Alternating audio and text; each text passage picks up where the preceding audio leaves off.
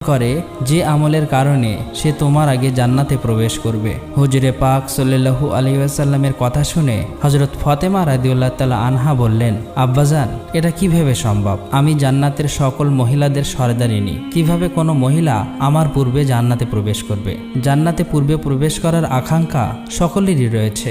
আব্বাজান, দয়া করে আপনি আমাকে সেই কাঠুরিয়ার স্ত্রীর ঠিকানা বলুন, আমি যাতে দেখে আসতে পারি সে কি এমন আমল করে যে আমলের কারণে সে আমার পূর্বে জান্নাতে প্রবেশ করবে। মুহাম্মদ সাল্লাল্লাহু আলাইহি ওয়াসাল্লাম তখন তাকে বললেন, ফাতেমা, আজকে তুমি বাড়ি ফিরে যাও, কিছুদিন পরে আমি তোমাকে ডেকে নেব এবং আমি তোমাকে সেই কাঠুরিয়ার স্ত্রীর ঠিকানা বলে দেব। হুজুরে পাক সাল্লাল্লাহু আলাইহি ওয়াসাল্লামের এই কথা শোনার পরে হযরত ফাতেমা রাদিয়াল্লাহু তাআলা আনহা বাড়ি ফিরে আসলেন।